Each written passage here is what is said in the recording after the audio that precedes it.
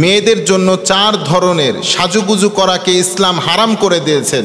আল্লাহর হাবিব সাল্লাল্লাহু আলাইহি ওয়াসাল্লাম বলছেন, যে ব্যক্তি এই 4 ধরনের সাজুগুজু করবে তো আল্লাহ তাআলা তাকে কঠিন শাস্তি কিয়ামতের ময়দানে দিবেন। তার মধ্যে এক ধরনের সাজুগুজু আছে যারা মেয়েরা সব সময় ব্যবহার করে থাকেন। যেমন আম্মা জান আয়েশা রাদিয়াল্লাহু তাআলা আনহার কাছে তুরা ব্যবহার করে একটা মহিলা এসেছেন, তুরা ঝনঝন ঝনঝন করে শব্দ হচ্ছে। আল্লাহর হাবিব সাল্লাল্লাহু আলাইহি সাল্লাম রুমের মধ্যে বসে আছেন। আম্মা জান আয়েশা বললেন, আমাদের রুমে তুমি প্রবেশ করো না, কারণ আমি বিশ্বনবীর মুখ থেকে শুনেছি যার নুপুরের শব্দ ঝনঝন করে বাজে তো তার ঝনঝনি শব্দে শয়তান খুশি হয়। কারণ ইসলাম বাদ্যযন্ত্রকে হারাম করে দিয়েছেন, আর তুমি বাদ্যযন্ত্রের উৎপত্ত তোমার পায়ের দ্বারা তুমি ঘটাচ্ছ। এটা তো ইহুদি নারীদের কালচার, তোমাদের মধ্যে আসলো কেমন করে? তুমি আমার ঘরের মধ্যে এই তুরার নুপুরটাকে খুলে আসো, এই ব্যতীত আমার ঘরের মধ্যে প্রবেশ করবা না। এই জন্য 1 নম্বরে ইসলাম আমাদেরকে বোঝাচ্ছে মহিলারা সাজুগুজু করবে অনেক। ইসলাম বলছে স্বামীর সামনে করুক, ইসলাম বলছে হাজবেন্ডের সামনে করুক। আবার এই সাজুগুজু যদি আবার দুলাভাইয়ের সামনে করে তাহলে ঝামেলা আছে না নাই? অনেক ঝামেলা। ইসলাম আমাদেরকে বোঝাচ্ছে কোন ধরনের সাজুগুজু করব, কোন ধরনের করব না, কোনটা ব্যবহার করব, কোনটা করব না।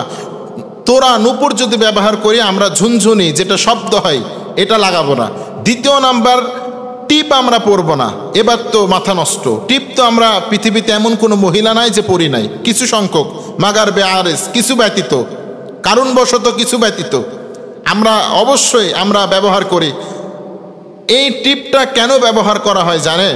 যখন ইব্রাহিম আলাইহিস সালামকে আগুনে নারুন আগুনের মধ্যে নিক্ষিপ্ত করা হলো, শয়তান এসে নমরুদকে বলছেন, নমরুদ ফেরেশতা এবং আল্লাহ ইব্রাহিমের পক্ষে, আমরা হলাম এক পক্ষে। এখন যদি ফেরেশতাদের সাহায্য আসে তাহলে তো ইব্রাহিমকে মারা সম্ভব নয়। এখানে তুমি এমন কিছু নারীকে নিয়ে আসো যে নারীগুলো উলঙ্গ অবস্থায় থাকবে, নেকেট অবস্থায় থাকবে, শরীরে কোনো পোশাক থাকবে না। এই নারীগুলো আসার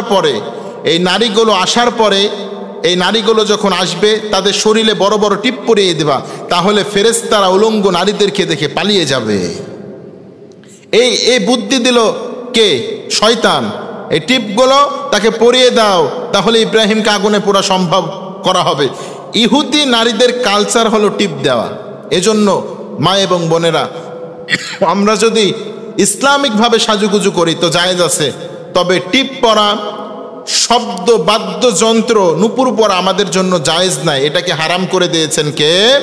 এরপরে 3 নাম্বার, পরচুলা ব্যবহার করা। আমরা অনেকে পরচুলা ব্যবহার করি।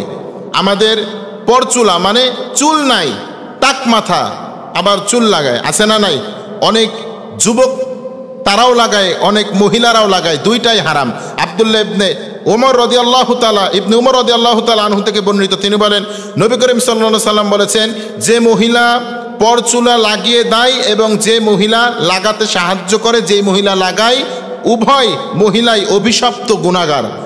এজন্য আমরা অনেক যুবক আছি যাদের মাথায় চুল নাই, পরচুলা লাগায়, নায়ক সেজে যায়। আমরা চুলের দ্বারা আমাদের স্ট্যাটাসকে আমরা প্রকাশিত করতে চাই, আমাদের কোয়ালিফিটনেসকে মানুষের সামনে প্রদর্শন করতে চাই। এই জন্য ইসলাম এটাকে হারাম করেছেন। যেটা ন্যাচারাল আপনার সৌন্দর্য সেটা আপনি দেখবেন, কারণ আমরা মনে করি সুন্দর চুল দেখলে মনে হয় নারীরা আমাকে পছন্দ করবে, এজন্য পরচুলা লাগাই। আসলে ইসলাম তো এটা জায়েজ করে নাই। অনেক সময় এমনও হয় 40 বছরের বুড়া পরচুলা লাগিয়ে নায়ক সেজে গিয়েছে, অমিতাভ বচ্চন সেজে গিয়েছে, নায়ক সেজে গিয়েছে। এই মানুষগুলো যখন বিয়ের পরে কি হয়, বাসর রাত্রে যখন যাবে, তখন যাওয়ার পরে যখন পরচুলা খুলে ফেলে, স্ত্রী দেখে আতঙ্কিত হয়ে যায়, হয় কি হয় না? আতঙ্কিত হয়ে যায়, বলে যে তুমি কে? তো বলে যে আমি তো তোমার হাজবেন্ড। তখন থেকে গন্ডগোল শুরু। আবার অনেক নারী আছেন যারা পরচুলা লাগায়, নায়িকার থেকেও বেশি সুন্দর হয়ে যায় পরচুলা লাগানোর পরে। এটা দেখিয়ে বিয়ে করার পরে বাসর রাত্রে যখন চুল খুলে ফেলে তখন গন্ডগোল শুরু হয়ে যায়। স্বামী বলে তুমি কে? স্বামী তো দরজা খুলে মারে জেরে দৌড়, তুমি কে? বলে আমি তো তোমার টুনটুনি, আছে না নাই? এটা ইসলাম জায়েজ করে নাই। আব্দুল্লাহ ইবনে ওমর রাদিয়াল্লাহু তাআলা আনহু বলছেন আল্লাহ রাসূল সাল্লাল্লাহু আলাইহি ওয়াসাল্লাম এই মানুষদেরকে অভিশাপ দিয়েছেন, এজন্য পরচুলা ব্যবহার করব না। প্রিয় মা এবং বোনেরা, আমার ভাইয়েরা, আমাদের চুলগুলো পরচুলা লাগানোর জন্য আমরা ব্যতিব্যস্ত হয়ে গিয়েছি। এমনকি অনেক ইসলামিক মানুষও আছেন পরচুলা লাগাচ্ছেন, ইসলাম এটা জায়েজ করে নাই। বিশ্বনবী যেটা হারাম করেছেন কিয়ামত পর্যন্ত হারামকে ঘোষণা দিয়েছেন কে? আমার নবী। শরীয়তের মধ্যে যেটা হালাল বলেছেন সেটা হালাল হয়েছে, আমার নবী যেটা হারাম বলেছেন সেটা হারাম হয়ে গিয়েছে। এই জন্য আমার আল্লাহ বলেছেন আতিউল্লাহ ওয়া আতিউর রাসূল, আল্লাহ যেটা বলেছেন সেটা তোমরা মানো, আমার নবী যেটা বলেছেন সেটা তোমরা মানো, আমার আল্লাহ যেটা হারাম করেছেন সেটা তোমরা বর্জন করো, আমার নবী যেটা নিষিদ্ধ করেছেন সেটা তোমরা ছেড়ে দাও। ঘোষণাটা কার? আমার আল্লাহ যেটা বলেছেন সেটাই মানা লাগবে, আমার আল্লাহ যেটা নিষেধ করেছেন সেটাই বন্ধ করতে হবে। ইসলাম যেটা বলছেন হারাম সেটা হারাম, কিয়ামত পর্যন্ত হারাম, হালালের সুযোগ নাই, ঠিক কিনা? জেনা হারাম, কিয়ামত পর্যন্ত বাঁচার সুযোগ নাই। সুদ খাওয়া হারাম, ঘুষ খাওয়া হারাম, সব কিছু যেগুলো হারাম রব্বুল আলামিন করে দিয়েছেন এইগুলো কিয়ামত পর্যন্ত জায়েজ করার সুযোগ আছে নাকি? পরচুলা লাগালেও হারাম, জায়েজ করার সুযোগ আছে নাকি? জায়েজের সুযোগ নাই। এজন্য আমরা নিজেদেরকে বাঁচিয়ে রাখবো এই গুনাহগুলো থেকে।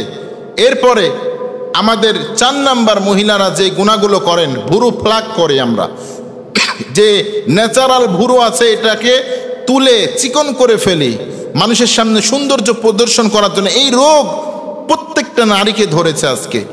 দেখেন আল্লাহর হাবিব সাল্লাল্লাহু আলাইহি সাল্লাম কত ভয়ঙ্কর হাদিস বলেছেন। তিনি বলেন যে মহিলারা দাঁতকে পরিবর্তন করবে, অর্থাৎ দাঁতকে ফাঁক করবে, পরিবর্তন করবে, সৌন্দর্য বাড়ানোর জন্য দাঁত কাটি না আমরা, বড় দাঁতকে ছোট করি, ছোট দাঁতকে ফাঁক করে ফেলি, এই যেটা। এরপরে হাতের মধ্যে, পায়ের মধ্যে, ঘাড়ের মধ্যে ট্যাটু অঙ্কন করে, এটা। 3 নম্বরে ভুরু ফুলাক করা। আল্লাহর হাবিব সাল্লাল্লাহু আলাইহি সাল্লাম বলছেন এটা শালীন নারীদের কাজ নয়, এটা অশ্লীল নারীদের কাজ।